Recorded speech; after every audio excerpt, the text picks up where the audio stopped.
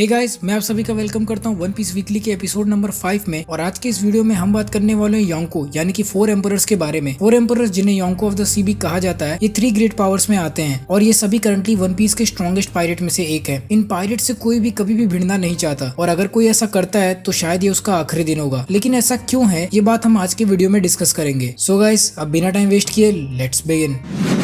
योंको of the sea या emperors grand line के second part में रहते हैं, जिसे न्यू वर्ल्ड भी कहा जाता है। इन चारों का एक दूसरे से कोई भी रिलेशन नहीं है, ना ही दोस्ती का और ना ही दुश्मनी का। इसीलिए सभी अपने अपने एरिया में इंडिविजुअली काम करते हैं। इन चारों में से 3 के पास पूरे वन पीस यूनिवर्स के स्ट्रॉन्गेस्ट डेविल फ्रूट एबिलिटी है और ये सभी फिजिकल स्ट्रेंथ, ड्यूरेबिलिटी और हाकी यूजेस में मास्टर हैं। ये सभी पायरेट्स इतने स्ट्रॉन्ग है कि इनके अंडर नंबर ऑफ आइलैंड और पायरेट क्रूज काम करते हैं। इतना ही नहीं, इन सभी की बाउंटीज भी वन पीस में हाईएस्ट पोजीशन पर है, जहाँ पर इनसे ऊपर बाउंटी सिर्फ पायरेट किंग की थी। एक एम्परर का पायरेट क्रू कितना बड़ा हो सकता है, ये हमें बैटल ऑफ मरीन फोर्ड में पता चल गया था, जब एक के बाद एक व्हाइट बियर्ड के एलाइज उनकी हेल्प करने आ रहे थे। अकॉर्डिंग टू वर्ल्ड गवर्नमेंट, अगर कभी भी 2 एम्परर्स ने एक साथ होने का प्लान बनाया तो वो इस पूरे दुनिया के स्ट्रॉन्गेस्ट पायरेट क्रू बना देंगे। इतना बड़ा कि इवन पायरेट किंग की एबिलिटीज भी उनके सामने बच्चे जैसे लगेंगी। The 4 emperors. मैं तभी से 4 एम्परर्स के बारे में चिल्ला रहा हूँ, तो अब हम ये भी देख लेते हैं कि आखिर ये 4 एम्परर्स हैं कौन। Starting with Whitebeard. Edward Newgate aka Shirohige या व्हाइट बियर्ड को strongest man in the world कहा जाता है और इसका एक रीजन भी है। एनिमे में हमने जब व्हाइट बियर्ड को देखा था तब वो बूढ़े हो चुके थे, लेकिन अपने प्राइम एज में वो गोल्ड डी रॉजर के राइवल रह चुके हैं। एंड इवन रॉजर के डेथ के बाद व्हाइट बियर्ड वन पीस को खोजने में सबसे करीब थे। अपने ओल्ड एज में भी वो इतने पावरफुल थे कि बस एक पंच बहुत था सभी मरीन्स को डिफीट करने के लिए, लेकिन उन्हें होल्ड बैक करना पड़ा, नहीं तो वो अपने ही लोगों की जान ले लेते। क्योंकि व्हाइट बियर्ड बचपन से ही अनाथ थे, इसीलिए उनका ड्रीम था कि वो अपनी खुद की एक फैमिली रखेंगे जो कि उनके लिए एक ट्रेजर जैसी होगी। और व्हाइट बियर्ड का ये सपना पूरा हुआ उनके पायरेट क्रू के रूप में, जहाँ पर वो अपने पायरेट क्रू को अपने बच्चों जैसा मानते थे। खैर, व्हाइट बियर्ड की पूरी स्टोरी आपने ऑलरेडी एनिमे में देखी होगी, तो अब हम बात कर लेते हैं उनकी पावर्स एंड एबिलिटीज के बारे में। व्हाइट बियर्ड बहुत पावरफुल थे, इतना कि बस उनके कह देने से कि फिशमैन आइलैंड उनका एरिया है, वहाँ कोई भी पायरेट अपना पैर रखने की कोशिश नहीं करता था। उनके अंडर 1600 पायरेट्स काम करते थे, जिन्हें 16 अलग अलग कमांडर्स लीड करते थे, जिसमें से एक था हमारा फायर फिश टेस और एक मार्को द फिनिक्स। बात करें उनके फिजिकल स्ट्रेंथ की, तो उन्हें strongest man in the world कहा जाता था। उनके लिए एक जायंट को डिफीट करना भी बस मजाक जैसा था। उनकी इंड्योरेंस और स्टेमिना इंसेन लेवल्स की थी, जहाँ पर उनके सीने में 2 छेद होने के बाद भी उन्होंने एक नेवी एडमिरल को बस मार ही डाला था। इस बात का अंदाजा आप ऐसे लगाइए कि बैटल ऑफ मरीन फोर्ड में उन्हें 260 स्वॉर्ड वोन, 150 gun shots, 45 cannon balls and even सर पर भी चोट लगी थी। इसके अलावा किजारू का एक लेजर बीम और अकाइनो के 2 मैग्मा ब्लास्ट के बाद भी वो जिंदा थे और इस स्टेट में होने के बावजूद भी उन्होंने अकाइनो को ऑलमोस्ट मार डाला था। बात करें व्हाइट बियर्ड के वेपन्स की, तो वो एक नागिनाटा ब्लेड भी यूज करते हैं, जो कि 12 सुप्रीम स्वॉर्ड्स में से एक है और इस स्वॉर्ड से उन्होंने कोजुकी ओडेन, वानो के सेकंड स्ट्रॉन्गेस्ट स्वॉर्ड्समैन से भी फाइट किया है। इसके अलावा वो हर टाइप के हाकी में मास्टर है, इंक्लूडिंग सुप्रीम रूलर्स हाकी। अब हम बात करते हैं उनके डेविल फ्रूट एबिलिटी की, जिसका आप सभी को इंतजार था। गुरा गुरा नो मी एके ट्रेमर फ्रूट वन पीस का स्ट्रॉन्गेस्ट डेविल फ्रूट है और इस डेविल फ्रूट को खाने के बाद यूजर के पास डायमेंशन ब्रेक करने की पावर आ जाती है। व्हाइट बियर्ड लिटरली हमारे इस 3 डायमेंशन को अपने हाथ से पकड़कर तोड़ सकते हैं और ऐसा होने पर पूरी दुनिया में अर्थक्वेक्स आने लगते हैं। इस एबिलिटी को पूरी तरह से यूज करने में खुद व्हाइट बियर्ड भी डरते हैं, नहीं तो अनजाने में वो अपने ही फ्रेंड्स और इवन पूरे वर्ल्ड को भी डिस्ट्रॉय कर सकते हैं। लेकिन इतने सारे पावर्स एंड एबिलिटीज होने के बाद भी हमारे व्हाइट बियर्ड अंत में मारे गए, क्योंकि ब्लैक बियर्ड ने उनके घायल होने का फायदा उठाकर उन पर इतना अटैक किया कि उन्होंने अपना दम तोड़ दिया। और इसके बाद ब्लैक बियर्ड ने उनका डेविल फ्रूट एबिलिटी किसी अननोन मेथड से चुरा लिया, लेकिन मरने के बाद भी व्हाइट बियर्ड सीधे खड़े थे और उनके पीठ पर कोई भी निशान नहीं था, जो ये दिखाता है कि वो बुजदिल नहीं थे।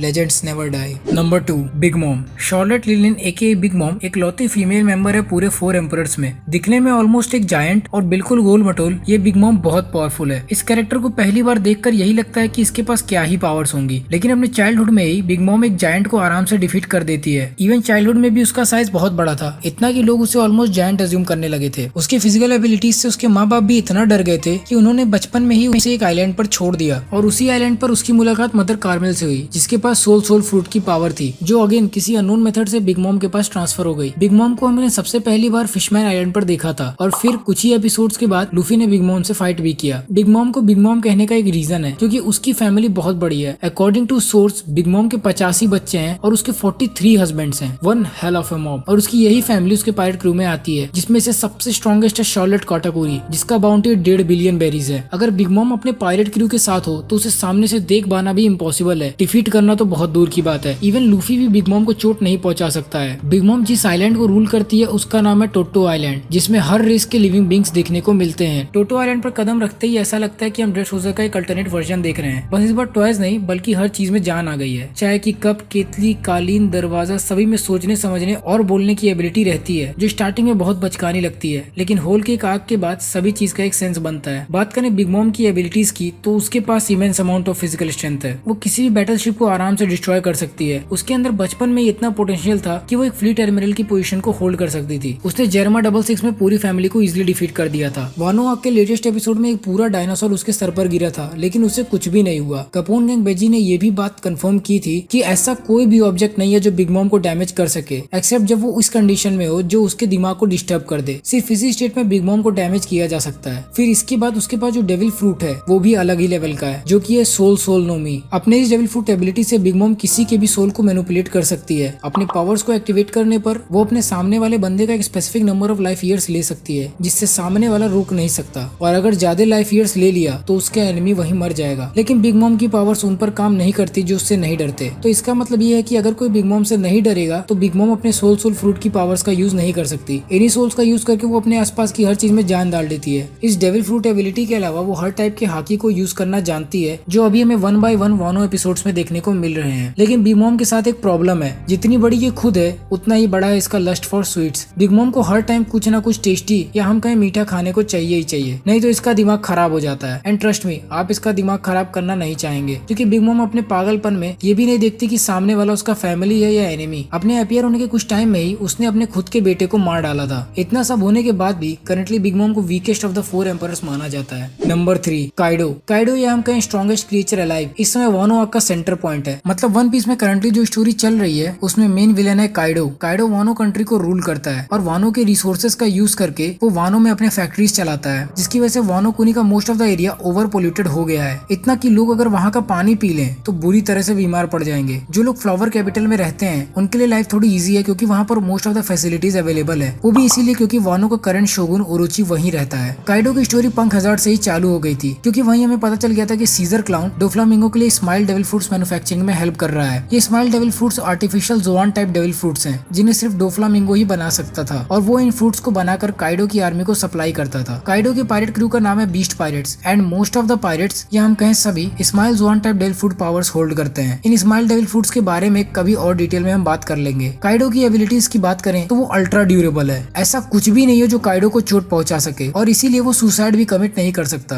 कहा यह जाता है अगर काइडो के साथ कोई अकेले फाइट करे तो काइडो ऑटोमेटिकली विनर हो जाएगा। उसने पास्ट में व्हाइट बियर्ड को मारने का भी ट्राई किया था, जो वन पीस में कोई भी करने का दम नहीं रखता। वर्ल्ड गवर्नमेंट के अकॉर्डिंग सिर्फ काइडो ही एक ऐसा बीइंग है जो शायद ब्लैक बियर्ड को डिफीट कर सकता है। इस समय काइडो का बाउंटी हाईएस्ट बाउंटी है जिंदा पायरेट्स के बीच में। जब लूफी ने उसे पहला हिट मारा था तो मुझे लगा काइडो गया, लेकिन भाई काइडो को कुछ भी नहीं हुआ। लूफी का हर move even with armament haki Kaido के लिए कुछ भी नहीं था। उसने इवन गियर 4th लूफी को बस 1 शॉट में खत्म कर दिया। अभी तक जितना मैंने देखा है एक रियू टाइप का हाकी है जिसका यूज करके काइडो को डैमेज किया जा सकता है। इसके अलावा काइडो के पास भी एक डेविल फ्रूट एबिलिटी है जो कि है ड्रैगन फ्रूट। ये एक mythical Zoan type devil fruit है जो काइडो को अपने विल पर ड्रैगन में चेंज होने की पावर्स देता है। अपने इस फॉर्म में काइडो एक बहुत बड़े ड्रैगन में ट्रांसफॉर्म हो जाता है जो मिथ्स की तरह ही उड़ सकता है। ऑल्दो ये फ्रूट बहुत इंटरेस्टिंग है, लेकिन फिर भी मैं काइडो का एक ह्यूमनॉइड फॉर्म देखना चाहूंगा। अभी तक एनिमे में यही डिटेल्स हैं जो काइडो के बारे में अवेलेबल हैं। Last but not the least, red haired Shanks, Akagami no Shanks aka red haired Shanks currently सबसे मिस्टीरियस कैरेक्टर है पूरे एनिमे में। शैंक्स एक लौता ऐसा एम्परर है जिसके पास कोई भी डेविल फ्रूट एबिलिटी नहीं है, और उसके पूरे क्रू में भी किसी के पास कोई भी डेविल फ्रूट एबिलिटी नहीं है। शैंक्स इस पूरे एनिमे का सेकंड कैरेक्टर था जो हमें देखने को मिला था, और उसी समय शैंक्स ने लूफी को एक सी मॉन्स्टर से भी बचाया था, लेकिन लूफी को बचाने के चक्कर में उसका एक हाथ चला गया। Shanks originally pirate king Gol D Roger का भी एक मेंबर था, और रॉजर ने अपना हेड शैंक्स को दिया था, जो फिर शैंक्स ने लूफी को दे दिया। शैंक्स के पास कोई भी डेविल फ्रूट एबिलिटी ना होने के बाद भी वो बहुत पावरफुल है। वो एक बहुत ही स्किल्ड स्वॉर्ड्समैन है, इतना कि मीहॉक ने हमेशा उससे फाइट किया ये देखने के लिए कि उन दोनों में से सबसे बढ़िया स्वॉर्ड्समैन कौन है। बैटल ऑफ मरीन फोर्ट के वक्त शैंक्स ने बस एक हाथ से काइनो के मैग्मा ब्लास्ट को रोक लिया था, और शैंक्स की क्रू से इवन किजारू भी डर गया था, जबकि वो लाइट का बना हुआ है और उससे कोई भी चीज हिट नहीं कर सकती। शैंक्स ने इवन ब्लैक बियर्ड से भी फाइट किया था जब उसने यामी यामी नो मी नहीं खाया था, और डेविल फ्रूट एबिलिटी ना होने के बाद भी उसने शैंक्स को ऐसा हिट किया था कि उसके चेहरे पर एक निशान आ गया। शैंक्स करंटली वर्ल्ड गवर्नमेंट के साथ मिलकर कुछ प्लान कर रहा है, पॉसिबली वो ब्लैक बियर्ड के बारे में ही कुछ सोच रहा होगा। अभी तक एनिमे में हमने शैंक्स के बारे में बस इतना ही देखा है, और इतने कम डिटेल्स और इंपॉर्टेंट कैरेक्टर होने की वजह से shanks currently most mysterious pirates में से एक है। इसके अलावा भी 2 एम्परर्स हैं जिनके बारे में मैं बात करना चाहता हूँ, जिनमें से सबसे पहला है ब्लैक बियर्ड। व्हाइट बियर्ड को मारने के बाद ब्लैक बियर्ड ने उसकी जगह एज ए एम्परर ले ली। ब्लैक बियर्ड के पास व्हाइट बियर्ड की डेविल फ्रूट एबिलिटी है और खुद का डार्क फ्रूट भी। ब्लैक बियर्ड ब्लैकबीयर्ड ही एक ऐसा कैरेक्टर है जिसने किसी तरह से 2 डेविल फ्रूट्स को एक ही बॉडी में रख लिया और अनफॉर्चुनेटली ये दोनों फ्रूट्स स्ट्रॉन्गेस्ट डेविल फ्रूट्स हैं वन पीस वर्ल्ड में। ब्लैकबीयर्ड का क्रू भी बहुत पावरफुल है, जहाँ पर उसके पास इम्पेल डाउन के मोस्ट पावरफुल क्रिमिनल्स का एक ग्रुप है। लास्ट टाइम जब हमने ब्लैकबीयर्ड को देखा था तब वो गेक्को मोरिया को अपने क्रू में रिक्रूट कर रहा था। इसके बाद हमारे पास एक ऐसा कैरेक्टर है जिसने अपना खुद का एक पोजीशन बनाया एम्परर्स के बीच, जो कि है मोंकी डी लूफी। लूफी ने बिग मॉम के आइलैंड पर ऐसा कांड किया था कि उसे 5th एम्परर कहा जाने लगा, इवन जबकि उसके पास अपना खुद का कोई एरिया भी नहीं है रूल करने को। लूफी ने बिग मॉम के एरिया में घुसकर 2 पॉनिग्लिफ्स चुराए, बिग मॉम को खत्म करने की कोशिश की और इवन अभी तक के स्ट्रॉन्गेस्ट पायरेट काटाकुरी को भी डिफीट कर दिया। इन्हीं सब इवेंट्स की वजह से करंटली लूफी को 5th एम्परर कहा जाता है।